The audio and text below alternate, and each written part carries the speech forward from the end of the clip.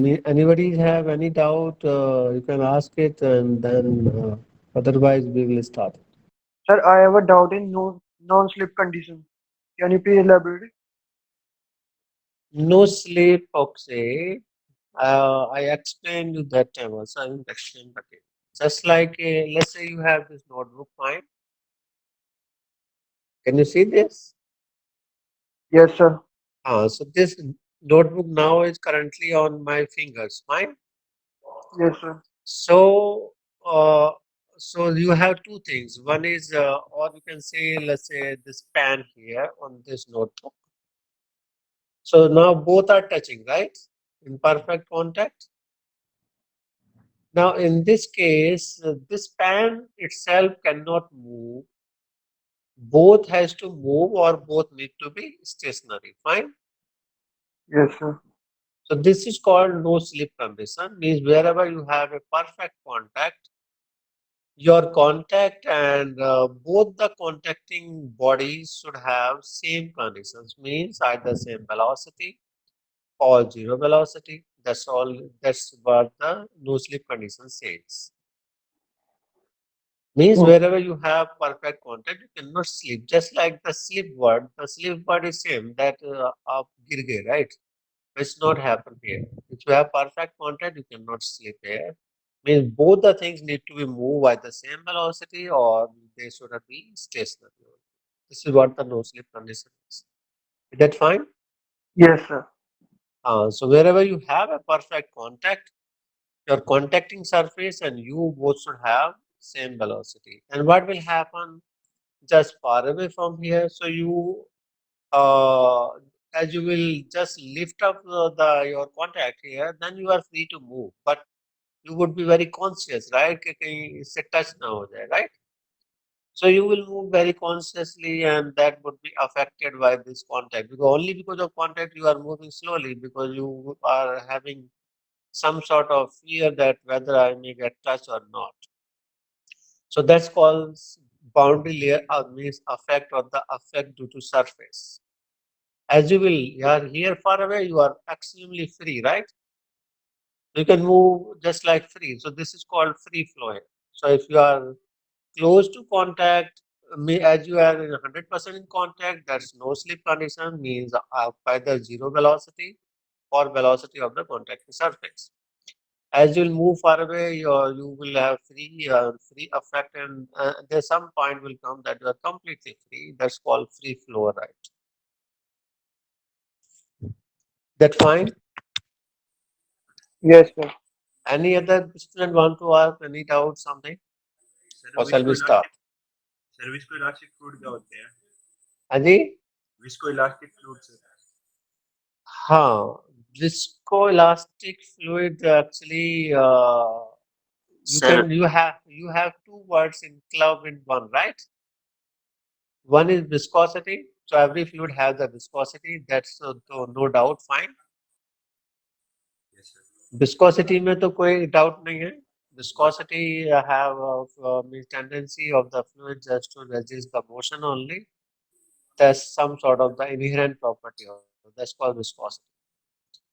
Now elasticity, the different part, just like you might have studied actually thick paste. Thick paste, let's say you have taken a paint something. So paint is thick paste. So viscose means the elastic, or just like your gum. जो gum होता है, it can be slightly stretched also.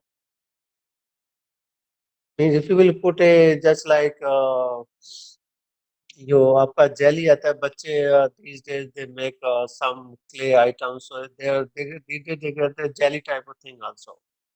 So it had elasticity also at the same time it's longer. I can show you also. I have one. So this you can see that this is there in this actually.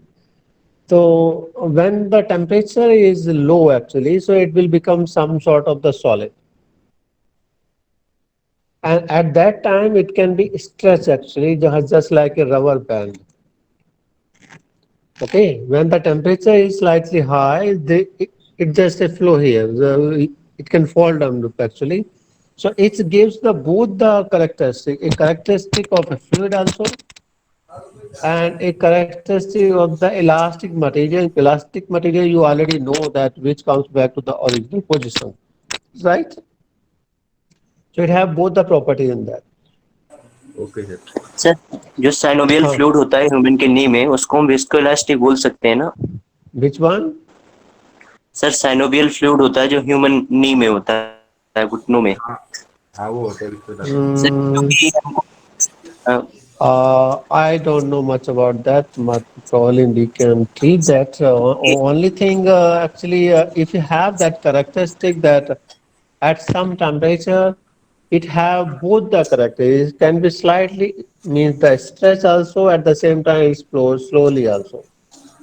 So fluid, the definition is just the simple thing, anything which cannot sustain the shear, means it will just apply the force, it should flow.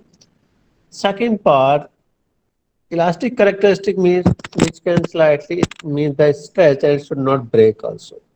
So if that have that type of property, yeah, obviously it can be treated in that category.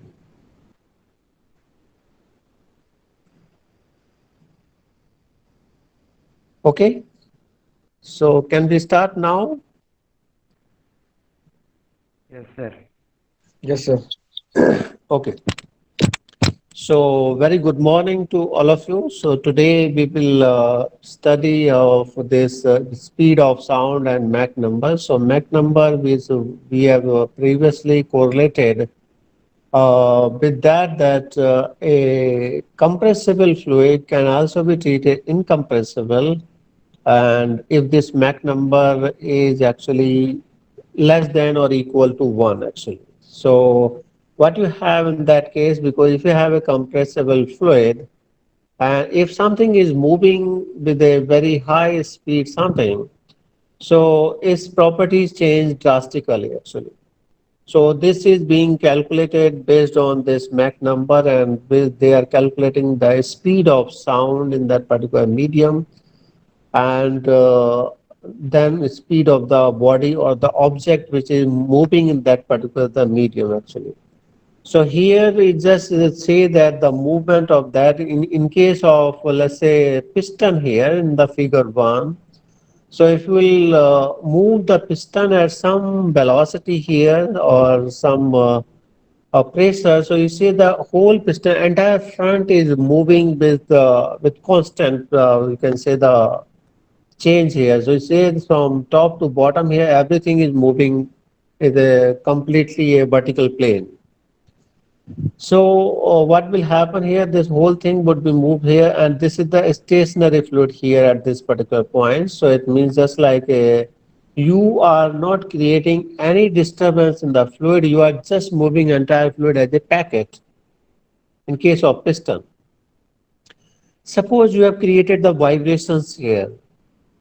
So what vibration, in case of the vibrations, if the vibration intensity from this entire plane is not same, so some particle will from here would move at a faster velocity, some would be slower velocity. So the movement of this front will not be constant. So you will have a zigzag pattern. So what happens in case of sound waves? So how do the sound wave the travels? Do you know any idea for that? Sound wave propagates this way, that it will have from a point source and it will expand and expand, right? That way, fine. It goes in a conical way, right? That is a Sir, point source. After that, it expands and then propagates. Is that fine? I think. sir, it Yes, travels in forms of compressions and rarefactions. Sound wave. But how does it move? Means forward. So propagation of energy. Yeah, but I am talking about the pattern. Which pattern? it is a compression and rarefaction. Compression and rarefaction, like it compresses, then expands. This type of movement occurs in sound wave. Won't be in that way that you have a point source. After that, it expand and moves. Yes, That way. that would be also. Yes, sir. Yes, sir. Yes, sir. Yeah, That would be also. that's Yes. I'm talking the movement pattern. You Yes, have a yes. point source. After that, it expands in this side and it also propagates in this side, right? Yes, yes. So what will happen in that way, that entire front will try to drag the entire system at the same pressure. You cannot have a different pressure on the circumference point. So that wave front would also behave just like a piston. Each wave front will have some intensity of the signal and it will try to press the medium outside. Fine. So in that case, you have this last figure here said if you have some high pressure at this particular point, P delta P, and in this particular movement, your delta P pressure has been balanced because you need the energy to the propagate, and as over the period of time, its energy signals drops actually. In case of the propagation sound wave, it's just a pressure only, so pressure means energy, and that at this particular time the pressure is P. So after that it maybe keep on decreasing, and therefore after some time your intensity of the signals of sound also decreases as you will move the far away point. Fine. So this is what you are calculating the speed from this one. So what we are correlating from here, this one here. So you have here air. Air have some standard velocity and all this. So let's say at 200 Kelvin, you have 288 meter per second. This is the velocity of sound in the speed. And this is for helium actually. And why does it change the velocity here depending on their actually the means this density there, and you need something there their compression ratio actually, and some elasticity constant or let's say gamma there. So you have here now here you are calculating the Mach number from here. So you are calculating velocity of the movement of the object here divided by the speed, the ratio of the two. And this ratio actually they have performed the practical and they calculated that if the ratio is maintained close to 1 or something, that entire system property or the surrounding body system just like air property something, and this rocket is this fighter plane is the moving with some velocity here 320, and at 220 Kelvin is the outside air temperature. So in that case, the speed of sound in the air is this much. So this ratio you are calculating 1.08 actually. Why we are calculating the speed of sound here? Because you have the means this moving body would also create the sound waves also. So based on that, you will get the compression of the outside medium, compression or the practically compression actually, because here that this rocket will propel the air velocity, and due to that you will get some sort of the sound here. So if this ratio is coming 1 or less than 1, then in that conditions here you have found that its property just like density of the surrounding medium is not getting changed. So that's what they came with the idea here, that incompressible flow or movement in the means compressible flow can also be treated as the incompressible if this Mach number is close to 1 something. Close to 1, you are talking about the sonic flow. Sonic means the speed of sound and body both are same. So that's what you have calculated from that part. Now next part is there is viscosity. So viscosity is just a property, or you can say internal, the mean the resistance of the fluid which try to oppose the motion of that. Okay. So it's the simple property of the fluid. In case of solid, you have the rigidity constant, so which try to stop the deformation, or or you can say A is a dislocation part. In case of fluid, it's also try to resist the any force which you want to apply. So there is the viscosity here. Now, due to that, you have the viscosity, and then now you have on a contact, because you have a fluid which will always flow on some surface. Either you can fall the fluid here, so outside surface you have the air only. If you have just like a plate, something like that, so you will have this is the surface. You can bend it. You can like this. You will have this pipe here. So you will have inside of that you have the surfaces. So this fluid would always be in contact of some surface, either completely confined or partially. Now, due to that, you will have this contacting part also, that the no slip condition. Now, what you have no slip, you want to make the fluid to move. So what will have in no slip condition, it will try to contact drag the surface also in which it is in contact. Just like this, you have the thing here, plate. You want to move the fluid here. So fluid is in contact. So in that case, it will try to drag it, or it will try to take it with in the direction of the flow only, because that is the contacting property. Now this now you want to make it fixed also. So if you want to make it fixed, so you have to hold it with some force, right? Otherwise, it will flow with the fluid only. Correct? Hello? Yes, sir. So in that case, this fluid will put some force on the contacting surface, and that is only because the viscosity part, and that force is called the drag force. Why what force? The fluid will try to drag the system with it actually. That force is called the drag force. So it that depend on its viscosity and by what velocity you want to make it flow actually. So it is the factor of 2. Now means that you can see this picture here, you have the air here. Now this is the, you can say, eagle here. So you have his feathers, his body, and everything here. So air will have tendency, it don't want any movement. So what does it do? It will create some force on this eagle that this should not move. So what that it will create a drag force on this particular eagle. Or you can say a different way, if you are moving the eagle at some velocity, so it will try to drag the air with it, right? So either of that actually. So the drag, the force is being provided by this object only. See this water. In this water you have this fish. Now this fish will try to take the water with it, but fluid will try to hold it. So that time that the object will take it, that force is treated as the drag force only. And how can we? It can be more, it could be less depending on the contacting surface. If you can make this fish surface in contact of fluid smaller, just like let's say you have this much thin area of this particular pen, so it will have less contact with the fluid, it will have lesser drag.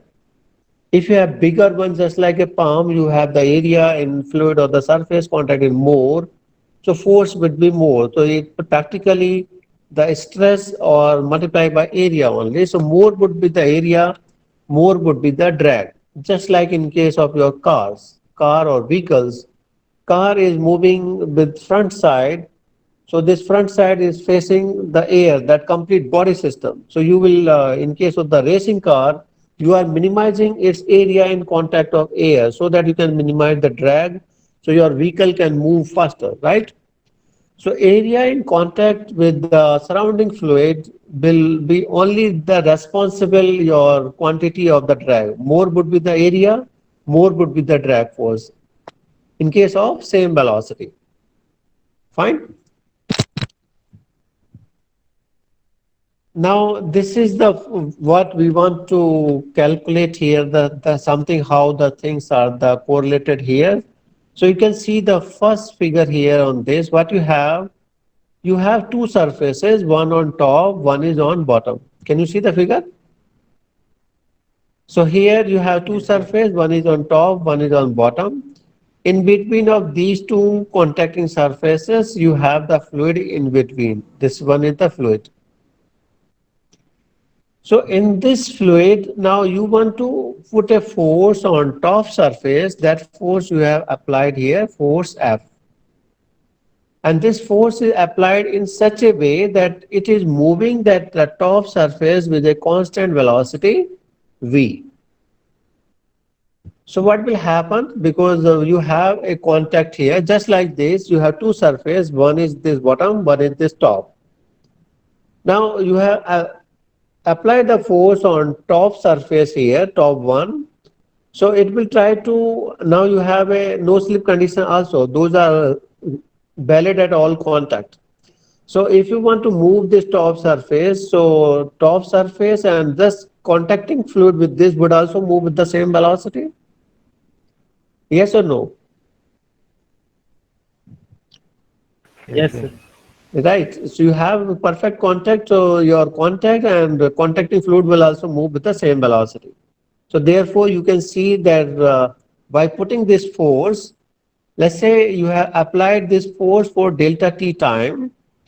In delta t time, you have changed by angle by this d beta, means the total distortion of fluid. Just like I can show you something. Primarily, you have a fluid here, and this is contact here. Now you have applied a force for some time here. So what will happen? This position in some time it will become something like that. So you have a angle change here, theta. This will become this type of shape. So primarily this phase was here. After putting a phase, this top surface has moved. It has become something like that. Can you see this? Yes, sir. So in that case, this is the change in theta, the distortion in the fluid, right? A fluid is from here to here. So that's what you have in figure d beta here. Now we want to calculate this, we want to correlate this with the force and velocity part here. So you see this is the diagram of the velocity here. Top surface is the highest velocity. This is the velocity of the contacting plate, which is v, right? And which is equated by u. U is the nothing but the velocity in direction x, because we have considered this the horizontal plane is the x direction, vertical plane is the y direction. So x direction component of velocity is treated as u. So as you see the bottom plate here, the bottom plate is completely stationary. Therefore, from here you have velocity equal to 0. Therefore, your fluid got the distorted of something like that. It's not something like that. It ought not move like this. If the movement is something like this, means top and bottom plates are moving with the same velocity. But it's not case, top plate is fixed. Therefore, your movement has become something like that. So only top has moved, bottom is fixed. So in that case, the top fluid would have the same velocity at the plate velocity, which is v. Bottom is 0. Now we want to correlate this with the distance L. So we want to calculate here how much this angle change in delta t time. So if you want to calculate angle here, how would you calculate this? You need this particular distance, which is dA. Hello? Yes, sir. Yes, sir. So this particular the movement is end to end dash, which is the distance dA, and divided by this gap between the plates, which is your L, right? So your tan d beta would be equal to how much? Your dA by L. Is that fine? Yes, sir. Yes, sir. So therefore you have here, this is the last line here in the bottom, tan d beta is dA by L. Fine. This is completely from trigonometry. Fine. Now, how can you calculate the distance traveled by fluid from end to end dash? Because you have applied F force for delta t time. Fine. And which has created a velocity v. So your velocity multiplied by time would give the distance. Is that fine? Yes, sir. So therefore, you have the next line here, the last line. dA is equated your velocity into time, dt. And L has just remained just L only. Now from here, if you will equate these two here, so now here This is the next part here. Now you want to calculate in the differential term here. Differential term here, if you want to calculate that a differential distance y and how much is change in velocity, means that just let's say you want to go from bottom plate to the top side, you have moved a distance by dy, in that your velocity has been changed by dv. That way can also be calculated by theta. Can you or not? Are you getting it? No, sir. No. Okay. So let's say so let's say the second figure, this one, the second figure here, let me draw it actually. I can show.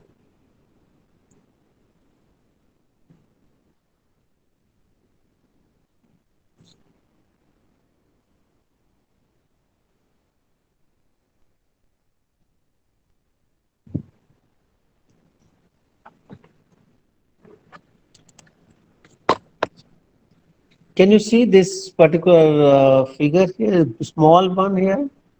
You have moved dy distance up. In that case, your magnitude of the velocity has been changed by dv. Is that fine? Yes, sir. Now you can calculate tan theta. Theta is same. So your Yes, sir, d yes, sir. beta would be what? Your dv by dy Yes, sir. in terms of velocity. So same thing is being calculated here. So your VYL. So your velocity you have just calculated in terms of differential elements. So till here is fine here. So you have just said dA upon L. Now dA you have calculated in terms of velocity and time dt and dl. Now if you want to calculate for differential y, so you have just put on the velocity you have put the differential signature only. So differential here means the small change in velocity for the small change in distance. Therefore you just wrote here at the place of v you just wrote du, at the place of L you just wrote dy. Your time is same. So only thing you are focusing on a smaller change in distance and corresponding change in velocity. Fine. Yes, sir. Now suppose your this d beta is very small, very low, because it would be low in case of the distortion of the fluid. So if in that case your tan d beta would be equal to just d beta. Fine. So in that case, the equation has been changed from here. So this would become the d beta would be equal to your du by dy into dt. Just like that, you will get your d beta would be equal to your du upon dy into dt. So you will become something like that. Your d beta would be equal to your du by dy into dt. Fine. Now you can arrange that. So if you will arrange that, you will get that this last line here, d beta upon dt would be equal to du upon dy.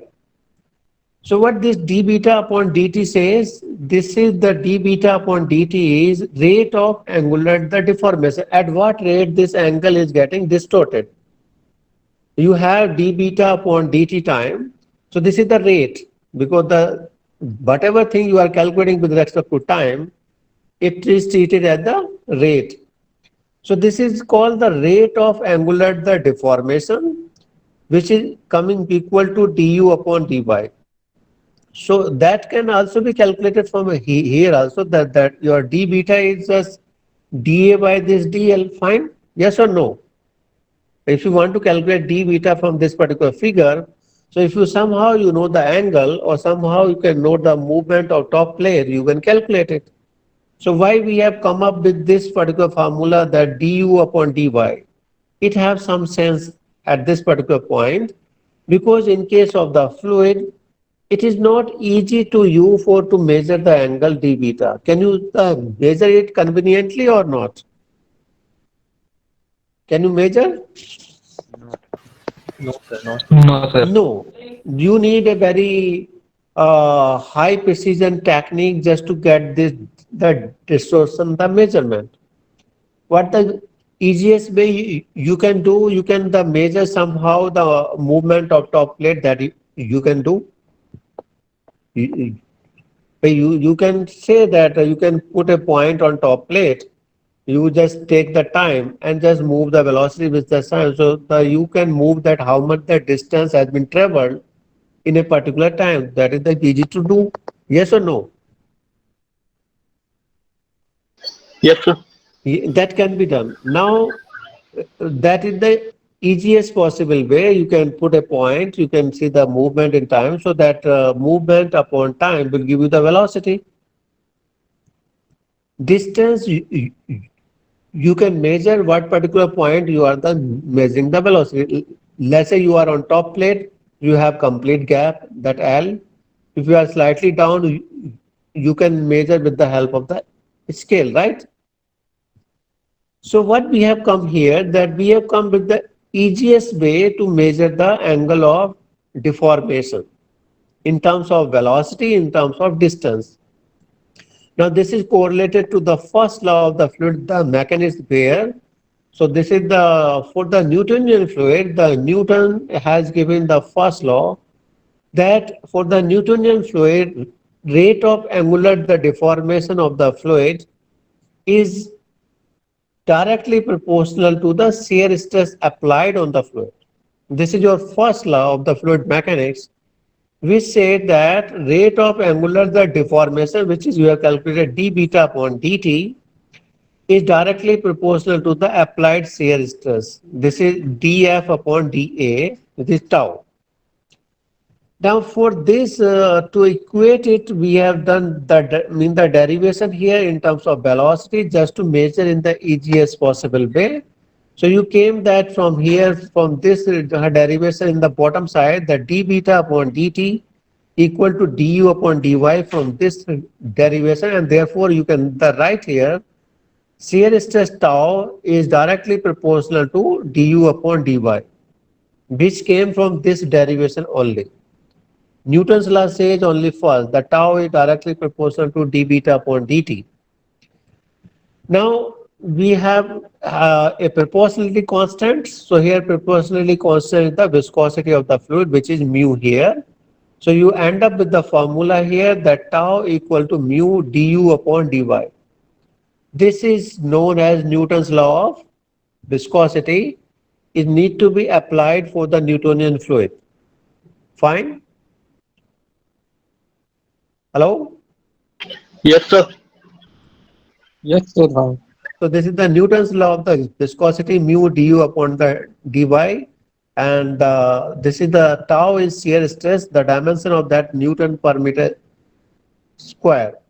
So shear stress, once it is known that you can calculate the shear stress either this point or this point or this point or any point in between of the entire fluid of the entire cross section. Now you can calculate shear stress multiplied by area in contact. Let's say you are here, you know the value of the shear stress multiplied this particular contact area will give you the total shear force. So fluid will provide the shear force on the surface, and that shear force multiplied by area, this tau into A would be total shear force. And from this shear force, it will try to drag the body. So then that shear force on this body is called drag force, because it will try to drag the body in the same force only. So that's also treated as the drag force also. Fine. Within the fluid, it would be the shear force. On the surface, it would be the drag. Is that fine? So you can calculate Yes. your shear force would be the tau into A. that is mu A du upon the dy. So mu is the viscosity of the fluid. So it have three names. One is viscosity just, other one is dynamic viscosity, other one is absolute viscosity. It have three names. All of them are same. So this viscosity has the dimension is kg per meter second or Newton second per meter square, or you can say Pascal second. Fine, because the Newton per meter square would become your equal to your pressure dimension, force per unit area. So that is coming in terms of Pascal, because the pressure unit is Pascal, right? So you can multiply into Pascal second. Now that is in the your MKS system or the SI system. Now you can go to the lower the dimension in case of the CGS system. In case of the CGS, your kg would be changed to the gram. Your meter need to be changed to the centimeter. So in that case, you can convert this 1 kg per meter per second into 1000 gram, right, upon 100 centimeter. Yes or no? Just Yes, give sir. some response. Yes, sir. So 1000 gram upon Yes, sir. 100 centimeter would be equal to how much? So in that case, your one poise is actually practically one poise is 1 gram per centimeter per second. That is called one poise. The you can say the unit of viscosity in CGS system, and that will comes out from here the 0.1. Can you understand that? One poise equal to 1 gram per centimeter per second. So gram ko if you want to convert it to kg, you have to divide by 1000. Yes or no? Yes, sir. Yes, sir. And the centimeter, if you want to convert to the meter, you have to divide by 100. 100. So in that way, if you do this way, that you will have 1 by 1000 on top, then 1 by 100 in the bottom. So finally you will get 1 by 10, right? So that is 0.1 Pascal second. So one poise is 1 centimeter, 1 gram per centimeter per second. Now, what is the Newtonian fluid? So Newtonian fluid, which say that for them the viscosity is not the function of your velocity, the gradient, or their viscosity should not change with the flow conditions. So in that case, you have mostly your water, air, oil. Now, this is the law which need to be followed for the Newtonian fluids, that shear stress should be directly proportional to the velocity gradient, which is du upon dy, which we got from the previous derivations. Now here you have two terms, that one is y here, tau, y and x, right? Can you see these two coordinates? This tau, y, x, what does it mean here? The first one is called the plane, and x is called the direction of the movement, just like you see the previous figure. Here, this one, your movement is in x side, so this is your x coordinate. Your fluid is on this side. So on this particular plane, if you draw the perpendicular, so it's going vertically upward. The perpendicular need to be drawn within the fluid only. So if you are talking about the bottom plate, your plane is plus y, because perpendicular drawn on this will go to the plus y side. If you are talking about the top plate, perpendicular drawn on this will go to the minus y side. So if you are doing calculation on this bottom plate, your plane is plus y. If you are doing calculation on top plate, your plane is minus y. Both the side, the direction of the fluid is x only. Fine? Is that fine? Because this is the most Yes, sir. important part to calculate the forces. So therefore you have this term here, tau yx. So this always tell you, first one is plane, on which plane is there X is the direction of the flow. The second coordinate is the direction of the flow. Now from here, you can see this X is coming on top here. It is the X direction component of the velocity. Y is the plane which is coming in the denominator. So that also you can correlate that Y is going downside. First coordinate is going down, that is plane. Second coordinate is going up, that is the direction of the flow. Now you have the proportionality constant here for the that tau yx is the mu du upon the dy. Then now you have the non-Newtonian fluid where this proportionality thing is not followed, just like mostly biological fluid. Your toothpaste is the best example. Okay, if you will put a force, it won't flow. It needs some minimum force. Just like paint also, paint is very thick paste, so if you just put a very low force, it won't move, and after that it will keep on putting movement and movement. It will move. Primarily it would be hard, after that it will become very fast movement. So what happened to in that case over the period of time? Over the period of time, what happens is that okay, it has decreased its viscosity. So its viscosity has become a function of its velocity gradient. So you can see here, this figure here, this one here. So this viscosity here, you have some proportionality constant K, and here this is the shear stress is proportional to velocity gradient, and there is some power here. In case of the Newtonian fluid, this power would become yours 1.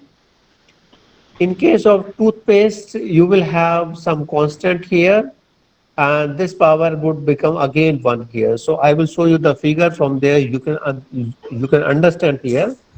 So this has been characterized into two ways now. K du upon dy to the power n minus 1 multiplied by du upon dy. What we have done here, we are just trying to convert this particular correlations into Newton's law of viscosity. Newton's law of viscosity says shear stress, and there one term here du upon dy. So we got one more term here, this total here, this one, K du upon dy to the power n minus 1, and this has been given a one constant here, eta. So eta is called apparent viscosity of the fluid. Apparent means it is instantaneous velocity at some velocity gradient. It is not a constant property, because the time you will change this velocity gradient, this property would change. So it would be a function of time, function of viscosity. Therefore, we gave the name here apparent viscosity of the fluid at some particular velocity conditions, right? Now we can see the figure here, this one here. So if you want to say the deformation, the rate which we have calculated previously, d beta upon dt or du upon dy, we are in the plotting is with respect to shear stress here, tau. So if you are talking about the Newtonian fluid, the Newtonian fluid is this line, that this always goes proportional, right? Therefore, we got the Newton's law, tau yx equal to mu du upon dy, and it's not getting changed. This is always a straight line. Correct? This is the Newtonian fluid. Viscosity is constant. Now, let's say your toothpaste. Toothpaste come in this category of Bingham fluid. If you will put a force, up to some force, it won't flow. After that particular force, it will flow with a constant velocity. Correct or not? Yes, sir. Have you seen the toothpaste? Toothpaste को flow करते time, the time you take in the morning the toothpaste, if you will put it very slightly, it won't come out. After that, it comes out with the same velocity. Yes or no? Yes, sir. Yes, sir. Yeah, so in that case, it need at least a minimum force just to make it flow. That minimum force is this constant here. Therefore, you have the intercept on y-axis here. So it need a minimum force to make it flow. After that, it behaves just like a Newtonian fluid here. Therefore, you have the straight line here. Straight line here. Same thing as the Newtonian fluid here. But it needs just minimum force. One is the pseudoplastic. Pseudoplastic are the material where you can say that you have a different pattern here. So it will increase, and after that it will become something like a constant or maybe a decrease here. So in that case, your pseudoplastic case, your viscosity of the fluid will increase with the rate of the deformation. One is the so that comes in the category of paint something. One is the dilatant here. Your viscosity is the increasing with rate of the deformation here. It happens based on your drilling mud type of thing. Mud, or have you seen the seashore or the river bed? Close to the seashore, if you will walk slowly, your foot will bend down into the sand. And if you will want to run it faster, your foot will not go down. You can run it faster. Have you seen this particular experience or not? Yes, sir. Close to the river or seashore, if you want to walk, your foot will go down in the sand. But if you want to run, your foot will not go down. You can run. So that comes in the category of the dilatant fluid. Here, in that case, your viscosity of that particular medium increases as you will apply more and more force. Fine. So that comes in the category of the dilatant fluid. Here the deformation rate increases the viscosity. Therefore, you need more and more shear to the disturb it. So therefore, this graph will go something like here. Maybe probably it may go up something like this. In this case, the pseudoplastic, it will just like that and it will become maybe a fall down here. Fine. So you have practically four type of the fluid. Newtonian fluid, where viscosity is constant. It doesn't change with the velocity of the fluid. Second is the Bingham fluid, where it just need a minimum force. After that, it flow with a constant velocity or constant, that mean the deformation rate. Then you have the pseudoplastic, where the viscosity decreases with the deformation rate. Other one, the dilatant here, where you have the viscosity increases with respect to the deformation rate. Now here you came with the apparent viscosity part here, eta here. You see the eta. Newtonian fluid apparent viscosity and the viscosity are same. Therefore, you have the horizontal line here. Dilatant here, you see the completely increasing here with respect to the deformation rate. Pseudoplastic decreases. So pseudoplastic examples you have here, your paint, actually paint material. Dilatant, you have your dealing mud or your the seashore or the sand in water mean the contact. Newtonian fluid, you have water, oil, right? So next is further graph here, shear stress and the deformation, the rate here. So this is just a tendency here, how this is the different for air would be this much. Air will need very low shear stress. So it will mean the deform much more faster. Water will need slightly more, so it have the slightly more shear stress. Oil obviously will take more than water, so it have more and more. Just a small change in the deformation, it need a very high amount of the forces. Fine. Then we came to here one more term here, kinematic viscosity. Previously we have talked about three: dynamic, absolute, and just viscosity. Here one more term came, kinematic viscosity here. So this is just being calculated by your dynamic viscosity divided by density of the flowing fluid, that mu by rho is being treated by as kinematic viscosity. Why do we need it actually? It is the important here when you are talking about in case of compressible fluid or variation of the fluid property, just like density with respect to flow conditions. So you are focusing at that particular time is kinematic viscosity, because your density of the fluid is also getting changed. In case of the incompressible fluid, you can treat with the absolute viscosity because density is constant. Is that fine? So in case of the gaseous fluid, you always take in consideration your kinematic viscosity In case of the liquids which are incompressible, you always take with the dynamic viscosity. Is that fine? So the unit of your kinematic viscosity would be meter square per second, which is treated as a stokes actually. So 1 stoke equal to 1 centimeter square per second. Can you see the dimension here? This is the meter square per second. So this is the dimension of your diffusion. At what rate your momentum is diffusing within the fluid means you have applied a force on some particular fluid.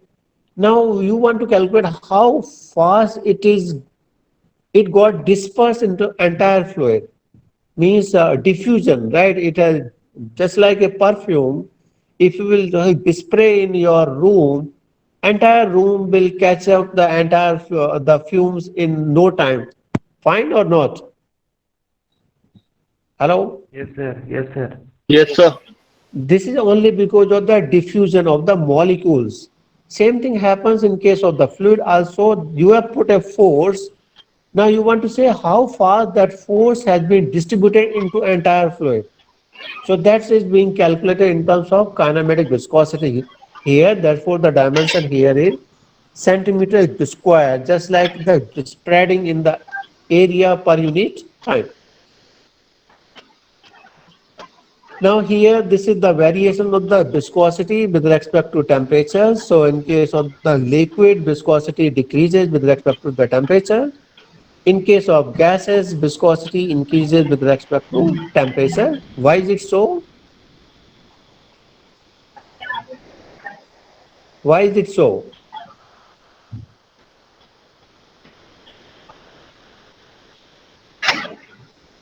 Any answer?